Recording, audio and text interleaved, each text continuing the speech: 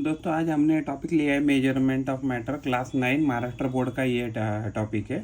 तो कंपाउंड्स क्या होता है कि जब भी अलग अलग एलिमेंट एक साथ आ जाते हैं और अलग अलग एलिमेंट अगर एक साथ आके जब भी केमिकली रिएक्ट करते हैं तो कंपाउंड बनते हैं। तो डाल्टन एटॉमिक थ्योरी ने क्या कहा था, मैटर जो भी है पूरी ब्रह्मांड का जो भी मैटर है वो मैटर किससे बना है, तो एटम से बना है। जब मैटर एटम जब एक साथ आते हैं और कंबाइन करते हैं या एक साथ जुड़ के रहते हैं तो क्या बन जाता है, तो मैटर बन जाता है। तो लॉज ऑफ केमिकल कॉम्बिनेशन क्या है, तो लॉज ऑफ केमिकल कॉम्बिनेशन है कि different atoms come together and they join together and they form a chemical change. अगर वो ऐसे केमिकल चेंज करते हैं तो क्या हो जाएगा उससे, तो लॉज ऑफ केमिकल कॉम्बिनेशन उससे प्रूव हो जाएगा।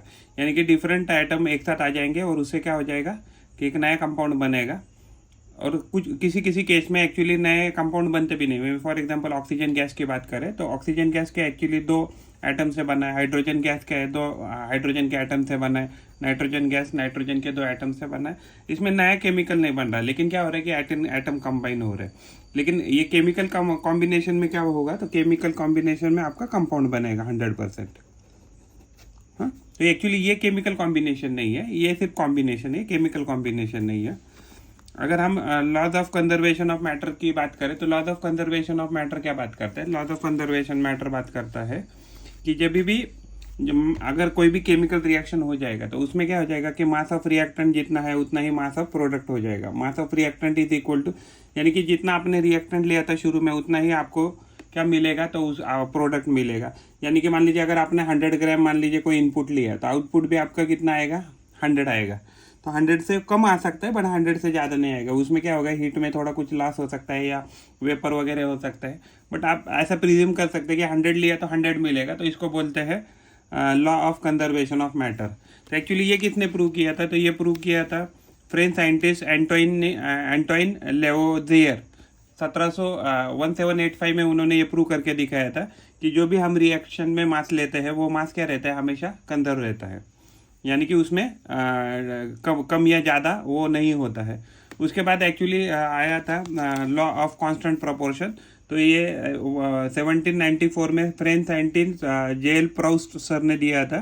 तो उसमें क्या हुआ था कि कांस्टेंट प्रोपोर्शन में अगर मान लीजिए अगर आप दुनिया का कोई भी अगर पानी लाते हैं, वो नेचुरल पानी हो या आपने अगर केमिकली बनाया हो पानी हो, तो दोनों का फार्मूला क्या रहेगा, H2A रहेगा। यानी कि उसमें क्या है, उसमें हमेशा क्या रहेगा, तो इस पानी का एक मॉलिक्यूल का वजन हमेशा 18, एक मोल का वजन 18 ग्राम रहेगा और इसका भी कितना रहेगा, 18 ग्राम रहेगा। तो ये क्या है, ये है law of constant proportion. For example अगर आप CO2 कार्बन डाइऑक्साइड की बात करते हैं, वो कार्बन डाइऑक्साइड भले केमिकल लैब में बना है या आप नेचुरली लाया, तो इसमें क्या रहेगा, दोनों के केस में एक ही कार्बन और 2 ऑक्सीजन रहेंगे, एक कार्बन 2 ऑक्सीजन रहेगा। और इसका मास कितना रहेगा, तो इसका मास 44 ग्राम एक मोल के लिए रहेगा, इसका भी मास 44 ग्राम एक मोल के लिए रहेगा। तो उन्होंने कहा था कि the proportion by mass of the constituent elements in the different samples of a compound is fixed. यानी कि अगर आप CO2 की बात करते हैं तो CO2 हमेशा एक कार्बन और 2 ऑक्सीजन से बनेगा। अगर पानी की बात करते हैं तो पानी हमेशा 2 हाइड्रोजन और 1 ऑक्सीजन से ही बनेगा। अगर हम पानी की बात करते हैं तो पानी में देखिए, पानी में क्या होता है कि पानी का फार्मूला है H2O यानी कि डाई हाइड्रोजन ऑक्साइड। इसमें अगर हाइड्रोजन और ऑक्सीजन का मास रेशियो अगर देखा जाए तो वो 1:8 रहता है। यानी कि अगर आपने कभी 9 ग्राम पानी लिया तो 9 ग्राम पानी में 1 ग्राम क्या मिलेगा, आपको हाइड्रोजन मिलेगा और 8 ग्राम क्या मिलेगा, ऑक्सीजन मिलेगा। और ये प्रोपोर्शन किसी भी पानी के लिए, दुनिया का कौन सा भी पानी लीजिए, ये फिक्स ही रहेगा। अगर हम CO2 की बात करते हैं तो CO2 में क्या हो जाएगा, कार्बन और ऑक्सीजन का अगर हम मास रेशो लेते हैं तो 3:8 आता है। यानी कि अगर आपने कभी 11 ग्राम अगर कार्बन डाइऑक्साइड लिया है तो उसमें 3 ग्राम आपको कार्बन मिलेगा और 8 ग्राम आपको 8 ग्राम आपको ऑक्सीजन मिलेगा। ना 3 ग्राम से आपको ज़्यादा कार्बन मिल सकता है या ना 3 ग्राम से आपको कम कार्बन मिल सकता है। और इस केस में भी ना आपको 8 ग्राम से ज़्यादा ऑक्सीजन मिल सकता है, ना इसमें 8 ग्राम से कम ऑक्सीजन मिल सकता है जब आप 11 ग्राम CO2 लेते हैं तब।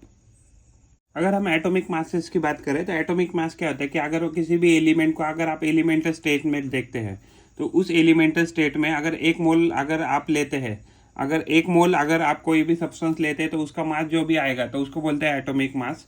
तो अगर कॉपर की बात करें तो वो आता है 63.5 यूनिफाइड मास, या इसको आप एएमयू भी कह सकते हैं, एएमयू यानी एटॉमिक मास यूनिट ऐसे भी कह सकते हैं, इसको 1 डाल्टन भी कहते हैं। ऑक्सीजन का 16 यू होता है, हाइड्रोजन का 1 यू, कार्बन का 12 यू, सोडियम का 23 यू, क्लोरीन का 35.5 यू, एंड नाइट्रोजन है, नाइट्रोजन का रहता है 14 यू। एक्चुअली यू क्या है, यूनिफाइड मास कंसेप्ट क्या है, उसमें एक्चुअली मास ऑफ 1 प्रोटॉन रहता है। तो मास ऑफ 1 प्रोटॉन कौन सा लेना है आपको, तो जिस कार्बन में 6 प्रोटॉन है, एंड जो उसका जो एटॉमिक मास जो है, तो एटॉमिक मास जो है वो 12 होना चाहिए उसमें, यानी कि 6 न्यूट्रॉन होने चाहिए और 6 कार्बन होने चाहिए। अगर एक प्रोटॉन की बात करें तो एक प्रोटॉन का मास होता है 1.67 इंटू 10⁻⁻⁻⁻⁷ kg। अगर ग्राम में बात करें तो वजन आ जाता है 1.67 इंटू 10⁻⁻24 ग्राम आता है। तो ये किसका मास है, तो एक प्रोटॉन का मास है, यानी कि 1 यू का मास है। अगर हम मान लीजिए ये एटम का हमने स्ट्रक्चर ड्रॉ किया है, और ये क्या है एक्चुअली सब ये है उसकी, मान लीजिए आउटर मोस्ट हमने ऑर्बिट ये शेल बनाई है। तो ये जो लाल कलर से दिखा रहा है ये न्यूक्लियस है। न्यूक्लियस के अंदर क्या रहते हैं, प्रोटॉन एंड न्यूट्रॉन रहते हैं। और जो एक्चुअली जो न्यूक्लियस छोड़कर जो भी हिस्सा है एटम का, तो उसको कहते हैं एक्स्ट्रा न्यूक्लियर पार्ट। तो एक्स्ट्रा न्यूक्लियर पार्ट में कौन रहते हैं, तो एक्स्ट्रा न्यूक्लियर पार्ट में इलेक्ट्रॉन्स रहते हैं। न्यूक्लियस में कौन रहता है, तो प्रोटॉन एंड न्यूट्रॉन रहते हैं। प्रोटॉन जो होते हैं, तो प्रोटॉन क्या होते हैं, तो proton actually positively charge particle होते हैं। न्यूट्रॉन इलेक्ट्रिकली न्यूट्रल होते हैं पार्टिकल्स। इलेक्ट्रॉन्स की बात करें तो वो निगेटिवली चार्ज पार्टिकल्स होते हैं। अगर हम मान लीजिए एटॉमिक रेडियस की बात करते हैं, तो एटॉमिक रेडियस क्या है, अगर कोई भी आइसोलेटेड एटम ले लिया, फॉर एग्जांपल आप मान लीजिए यहाँ एक आइसोलेटेड एटम ले लिया और ये इसका न्यूक्लियस है। तो इसके न्यूक्लियस के सेंटर से, न्यूक्लियस से अगर मैं इसका आउटर मोस्ट ऑर्बिट तक अगर डिस्टेंस मेजर करूँ, यानी कि यहाँ से यहाँ तक अगर मेजर डिस्टेंस करूँ, तो जो भी ये डिस्टेंस आएगा आइसोलेटेड एटम में, तो इसको कहते हैं इसको बोलते हैं atomic radius. For an isolated atom the distance between nucleus and it's outer most orbit, उसको क्या कहते हैं, एटॉमिक रेडियस कहते हैं। तो atomic radius atomic radius, atom actually आप आंखों से देख ही नहीं सकते, तो एटॉमिक रेडियस क्या है कि नैनोमीटर में गिनते हैं। तो ये एक्चुअली क्या है, अगर मीटर में उसको कन्वर्ट करें तो ये आ जाएगा हाइड्रोजन का रेडियस 10⁻⁻10 मीटर। अगर हम वाटर मॉलिक्यूल की बात करेंगे तो उसका रेडियस आ जाएगा मॉलिक्यूल का 10⁻⁹ मीटर। अगर हीमोग्लोबिन मॉलिक्यूल की अगर बात करें तो वो आ जाएगा रेडियस 10⁻8 मीटर। अगर हम एटॉमिक साइज की बात करें तो एटॉमिक साइज में क्या होता है कि एटॉमिक साइज डिपेंड करती है नंबर ऑफ इलेक्ट्रॉन कितने हैं उस पर। अगर मान लीजिए अगर आपके ऑर्बिट्स अगर बढ़ते रहे, तो अगर ऑर्बिट्स बढ़ते हैं, यानी कि मान लीजिए आपका न्यूक्लियस है, आपका एक शेल है, 2 शेल है, 3 शेल है, यानी कि 3 ऑर्बिट है मान के चलिए, और दूसरी केस में 1 शेल है और 2 शेल है। तो देखिए आपको दिख रहा है कि एटम का साइज किसका बड़ा है, इसका। तो जिसके पास ज़्यादा ऑर्बिट है तो उसके पास क्या हो जाएगा, उसका साइज बड़ा हो जाएगा। लेकिन अगर हम इसकी बात करें, अगर हमारे पास सेम ऑर्बिट है और अगर हम मीन्स जो पीरियोडिक टेबल है, पीरियोडिक टेबल में हम लेफ्ट से राइट की तरफ जा रहे हैं, हाँ, सेम पीरियड में अगर हम ट्रैवल कर रहे हैं तो साइड क्या होगा, साइड कम होता जाएगा। तो ये आपको ध्यान रखना है। तो साइज देखो, अगर आप मान लीजिए सोडियम क्या है, सोडियम ऊपर है, पोटेशियम नीचे है, तो क्या हो जाएगा, इसमें ऑर्बिट बढ़ जाएंगे। तो पोटेशियम का साइज क्या होता है, सोडियम से ज़्यादा होता है। लेकिन सोडियम से आगे कौन आता है, मैग्नीशियम आता है। यानी कि आप ऐसे ट्रैवल किए, अगर आप ऐसे ट्रैवल कर रहे हैं पीरियड में, तो अगर इसका नंबर 11 है, इसका नंबर क्या है 12, तो अगर आप लेफ्ट टू राइट अगर ट्रैवल कर रहे हैं तो क्या हो जाएगा, इस केस में जो आपका एटम का साइज है वो क्या हो जाएगा, उसका साइज कम हो जाएगा, एटॉमिक रेडियस कम हो जाएगी। ये आपको ध्यान रखना है। अगर नंबर ऑफ ऑर्बिट्स बढ़ रहे हैं तो साइज बढ़ जाएगी, लेकिन अगर सेम ऑर्बिट है और इलेक्ट्रॉन अगर बढ़ रहे हैं उसी पीरियड में तो क्या हो जाएगा, उस केस में उसका साइज कम होता जाएगा। तो अगर दूसरा एग्जांपल है हमारा मैग्नीशियम की, अगर एटम की बात करें तो मैग्नीशियम का जो भी एटम रहेगा उसका साइज सोडियम के एटम से कम रहेगा। क्यों, क्योंकि देखिए एक्चुअली अगर मैं यहाँ मैग्नीशियम लिखता हूँ जो 12 नंबर है एंड सोडियम क्या है 11 नंबर, आपको पीरियोडिक टेबल देखना पड़ेगा इसके लिए। आप यहाँ से यहाँ जाएंगे तो आपको क्या है कि पीरियड सेम है, आपका ऑर्बिट भी सेम है, तो उस केस में क्या हो जाएगा, आपका मैग्नीशियम का साइज कम हो जाएगा। तो आप लेफ्ट टू राइट जाएंगे सेम पीरियड में तो आपका साइज कम हो जाएगा। उसके बाद कंसेप्ट है mass of an atom. Mass of an atom क्या होता है कि देखिए कोई भी एटम है तो किसी भी एटम का जो भी मास है वो कहाँ रहता है, न्यूक्लियस पे कॉन्सेंट्रेट करता है, न्यूक्लियस में। बाकी के इसमें कुछ भी उसका ऑलमोस्ट मास नहीं है ऐसा प्रिज्यूम किया तो भी चलेगा। तो जो उसका जो मास होता है एटम का वो कॉन्सेंट्रेट करता है न्यूक्लियस में। और न्यूक्लियस में कौन कौन रहता है, तो प्रोटॉन रहते हैं और न्यूट्रॉन रहते हैं। तो प्रोटॉन और न्यूट्रॉन का ही मास को हम क्या कहेंगे, एटॉमिक मास कहेंगे। तो एक्चुअली जो प्रोटॉन होते हैं वो न्यूक्लियस में रहते हैं एंड न्यूट्रॉन है वो भी न्यूक्लियस में रहते हैं। तो उनको क्या कहते हैं, न्यूक्लियॉन्स रहते हैं। न्यूक्लियॉन्स में कौन कौन आएंगे, प्रोटॉन्स आएंगे एंड न्यूट्रॉन्स आएंगे। रिलेटिव मास नंबर क्या है, देखिए एक्चुअली जब भी एक तकरीबन 200 से 300 साल पहले जब ये डिस्कशन चल रहा था कि हर एक एटम का मास क्या रहेगा, तो जब भी एक्चुअली 200 से 300 साल पहले जब डिस्कशन चल रहा था कि एटम का मास क्या रहेगा, तभी क्या हो गया कि एक्चुअली अलग अलग एटम है तो उनके साथ कंपेयर करना चालू हो गया कि भाई इसका मास, ये जो पर्टिकुलर एटम है तो इसका मास कितना होना चाहिए। तो बहुत सारे रेफरेंस पकड़े गए। तो फाइनली एक्चुअली एक ऐसा एटम उनको मिला कि मान लीजिए कार्बन C612, यानी कि जिसमें प्रोटॉन कितने 6 और प्रोटॉन एंड न्यूट्रॉन कितने 12। ऐसा अगर आप कार्बन लेते हैं तो उस कार्बन का अगर आप एक प्रोटॉन का मास लेते हैं तो वो प्रोटॉन का मास हमने क्या पकड़ा है, तो रेफरेंस पकड़ा है। तो एक्चुअली उससे ही सभी जो भी एटम्स है पीरियोडिक टेबल में उसका कंपैरिजन किया जाता है। मीन्स फॉर एग्जांपल अगर मान लीजिए अगर हाइड्रोजन का मास अगर 1 है, हम पकड़ा है, इसका मतलब क्या है कि इस केस में हाइड्रोजन का जो मास है और जो कार्बन C612 उसका प्रोटॉन है उसका मास क्या होगा, सेम ही होगा।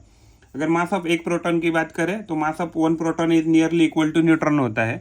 बट एक्चुअली क्या है कि न्यूट्रॉन का वजन हल्का सा, आपको ध्यान रखना है, न्यूट्रॉन का mass of neutron is greater than, हल्का सा greater then mass of proton. ये आपको हमेशा, अभी तो आपके शायद 9th में नहीं है ये, लेकिन आपको ये ध्यान रखना है मास ऑफ न्यूट्रॉन हमेशा हल्का सा ज़्यादा रहता है किसे, मास ऑफ प्रोटॉन से। अगर 1 यूनिफाइड मास की बात करें तो उसको 1 डाल्टन भी कहते हैं। और वो मास किसका है, तो एक प्रोटॉन है कार्बन का C612 का, और उसका जो भी वजन आता है तो उसका मास आता है 1.66 into 10⁻27 kg। Around 300 years before क्या था कि जो भी सब्सटेंस है, आइटम से जो इन्वेंट हुए थे तो उनका मास ढूंढना या उनका नाम रखना थोड़ा सा मुश्किल था। उस टाइम में क्या किया था, उन्होंने अलग अलग सिंबल दिए थे और उन सिंबल के अनुसार एक्चुअली वो ढूंढ रहे थे कि भाई, उनको पहचान रहे थे कि भाई ये हाइड्रोजन है, ये कॉपर है। देखो हाइड्रोजन ऐसा किया है, सर्कल निकाला, उसके बीच में एक डॉट लगा है तो इसको हाइड्रोजन बोला था। एक सर्कल लिखा, उसके अंदर C लिखा है तो इसको उन्होंने कॉपर बोला था। बट इसमें ऐसे दिक्कत आ रही थी कि बहुत ज़्यादा एलिमेंट बाद में डिस्कवर हो रहे थे और एक्चुअली क्या ये सिंबल याद रखना इतना आसान नहीं था। तो एक्चुअली ये कुछ सालों के बाद ये क्या हो गया, ये सिस्टम डिस्कार्ड कर दी। तो एक्चुअली अभी जो करंट जो सिस्टम है नेमिंग करने का, एटम का हो, एलिमेंट का हो, कंपाउंड का हो, तो वो नाम कैसे रखे थे, तो वो रखे जाता है IUPAC, यानी कि international union of pure and applied chemistry. International union of pure and applied chemistry actually एक इंटरनेशनल बॉडी है और सारे वर्ल्ड के जो कंट्रीज है उसके मेंबर है।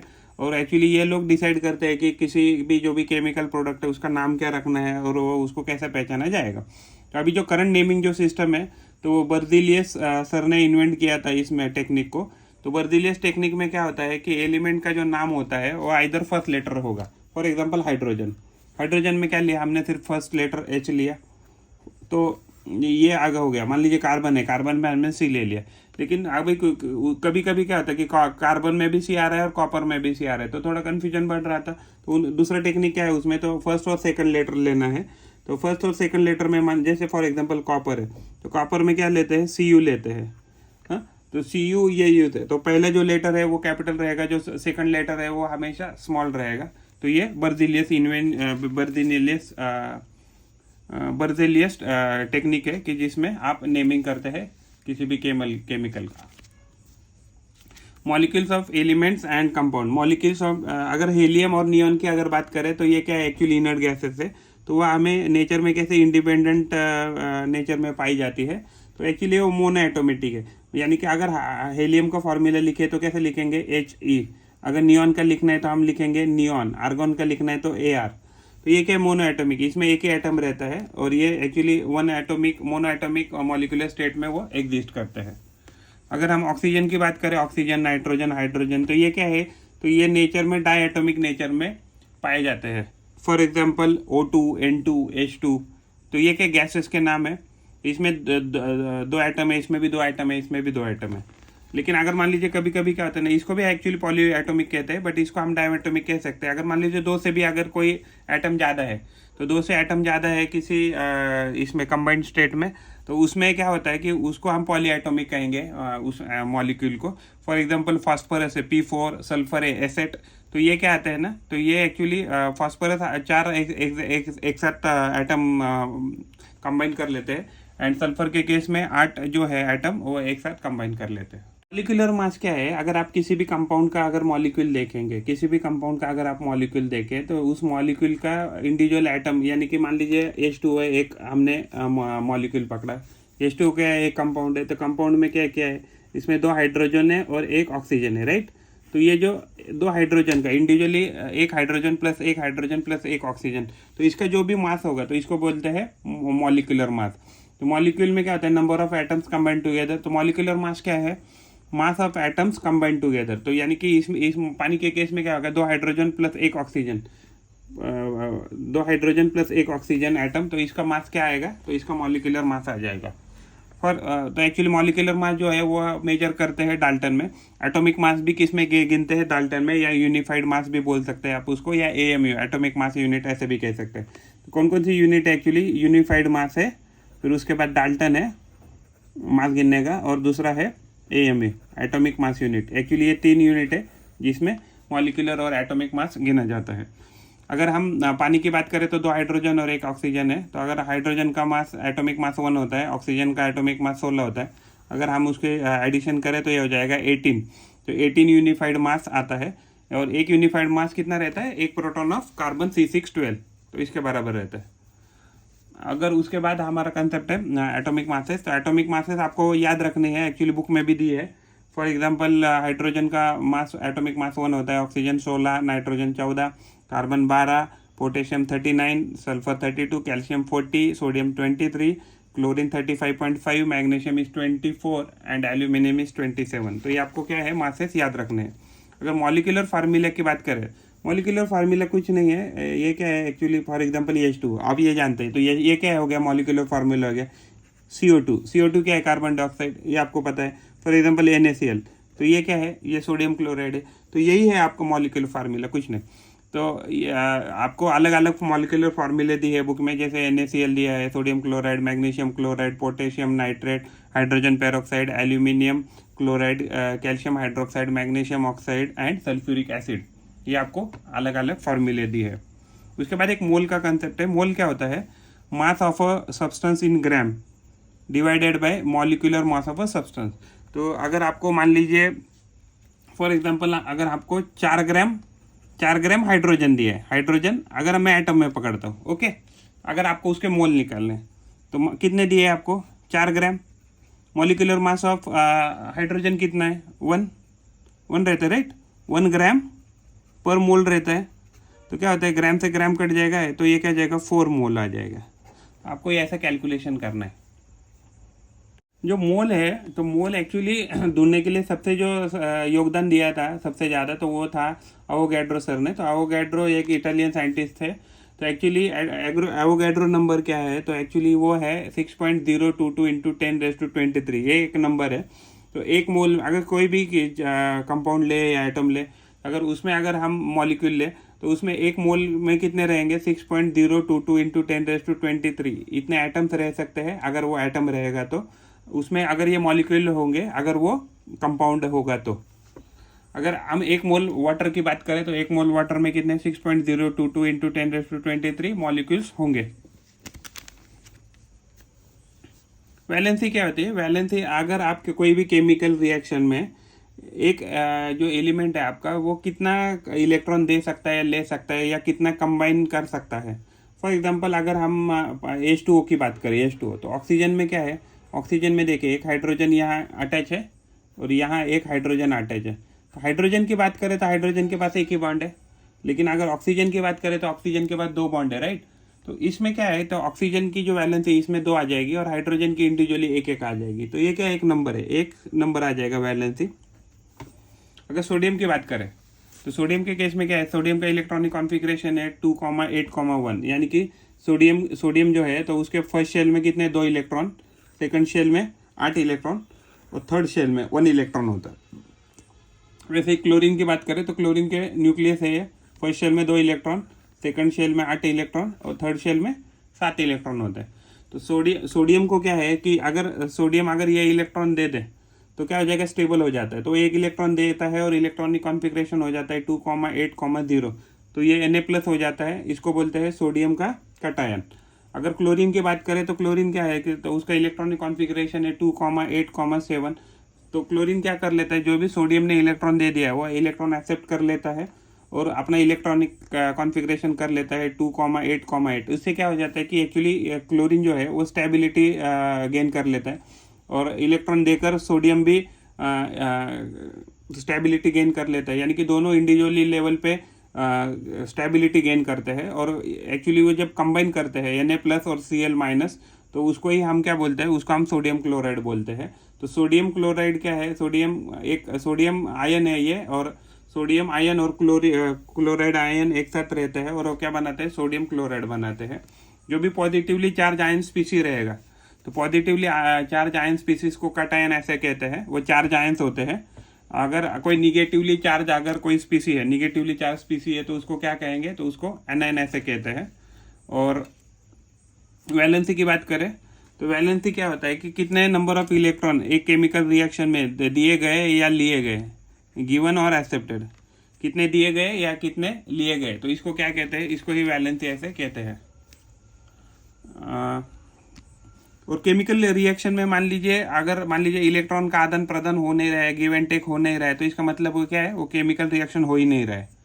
तो यानी कि इट इज़ द मस्ट, अगर केमिकल रिएक्शन हो रहा है तो उधर इलेक्ट्रॉन का ट्रांसफर होना ही होना है। इलेक्ट्रॉन ट्रांसफर होगा या शेयरिंग होगा, आइदर ऑफ द केस। अगर वैलेंस इलेक्ट्रॉन की बात करें तो देखिए, अगर मान लीजिए कोई भी एटम निकालते हैं, उसके बहुत सारे एक्चुअली ऑर्बिट से मान लीजिए, तो सबसे बाहर के ऑर्बिट में जितने भी नंबर ऑफ इलेक्ट्रॉन है, तो उसको क्या कहा जाता है, electron in the outermost orbit of an atom is called as the valence electrons. Variable valency क्या होता है कि same atom of same element in different condition क्या करता है, तो वो अलग अलग इलेक्ट्रॉन देता है या लेता है। तो यानी कि क्या होता है कि डिफरेंट वैलेंसी शो करता है, तो इसको डिफरेंट वैलेंसी अलग अलग कंडीशन में अगर एक ही एलिमेंट अगर शो कर रहे हैं तो इसको बोलते हैं वेरिएबल वैलेंसी। तो उसकी वजह वो कौन कौन दिखाता है, फॉर एग्जांपल यहाँ एग्जांपल लिया आयन दिया है, तो आयन की वैलेंसी क्या होती है, +2 भी होती है और +3 भी होती है, यानी कि 2 भी दिखाता है और 3 भी दिखाता है। तो FeCl2 भी एक्चुअली वो कंपाउंड बनाता है और FeCl3 भी। यहाँ क्या किया है, Fe जो है उसने 2 क्लोरीन के साथ बॉन्ड बनाया है, और इधर क्या किया है, Fe ने 3 क्लोरीन के साथ बॉन्ड बनाया। तो यानी कि देखिए, यहाँ 2 बॉन्ड बना रहा है, यहाँ 3 बॉन्ड बना रहा है, तो डिफरेंट कंडीशन में डिफरेंट एक्चुअली बॉन्ड बना रहा है, तो इसको ही क्या कहते हैं, वेरिएबल वैलेंसी। कॉपर की बात करें तो कॉपर भी +1 एंड +2 स्टेट में पाया जाता है, +1 एंड +2। तो +1 को कहते हैं क्यूप्रस एंड +2 को स्टेट को बोलते हैं क्यूप्रिक। कटायनिक रेडिकल्स क्या होता है, देखिए अगर हमने NaCl देखा, राइट, तो अगर NaCl में Na+ होता है और Cl- होता है, ये जो प्लस वाला है तो उसको कहते हैं कटायनिक रेडिकल। और कटायनिक रेडिकल हमेशा कैसे रहते हैं, बेसिक इन नेचर रहते हैं। अगर मान लो Cu2+ की भी बात करें तो Cu2+ कैसे रहेगा, बेसिक इन नेचर रहेगा। अगर मान लीजिए एनायनिक रेडिकल्स की बात करें तो ये जो Cl- है, तो Cl- क्या है, ये एनायनिक रेडिकल है। तो ये एनायनिक रेडिकल हमेशा एसिडिक रहते हैं और उनके ऊपर निगेटिव चार्ज रहता है, ये जैसे NO3- यानी नाइट्रेट आयन, या मान लीजिए सल्फर का आयन। उसके बाद एक्चुअली जो बेसिक रेडिकल्स होते हैं, तो बेसिक रेडिकल्स क्या होते हैं ना, बेसिक रेडिकल्स यानी कि कौन से, पॉजिटिवली चार्ज आयन, तो कभी मिलेंगे जब आपको उसमें से आप जो भी एलिमेंट है या एटम है उससे आप एक इलेक्ट्रॉन या मिनिमम एक इलेक्ट्रॉन रिमूव करें। एनायनिक रेडिकल आपको कब मिलेगा, जो भी एटम है, तो एटम से क्या करेंगे आप, एटम को मान लीजिए एटम है तो आप एटम को इलेक्ट्रॉन दे देंगे, तो जब भी इलेक्ट्रॉन दे देंगे तो क्या मिलेगा आपको, एनायनिक रेडिकल मिलेगा। उसके बाद सिंपल रेडिकल्स क्या होते हैं कि सिंपल रेडिकल ऐसे होते हैं कि जो भी चार्ज रेडिकल्स है जो मोनो एटॉमिक है, जैसे फॉर एग्जांपल Ag+ की बात करें, Mg2+ की बात करें, Na+, Cl-, F-, Br-, इसमें देखिए एक ही एटम इन्वॉल्व है, तो इसको क्या कहते हैं, सिंपल रेडिकल्स कहते हैं। अगर हम कंपोजिट रेडिकल्स की बात करें तो कंपोजिट रेडिकल्स में क्या हो जाएगा, कंपोजिट रेडिकल्स में एक्चुअली एक से ज़्यादा एलिमेंट या एटम एक साथ रहेंगे।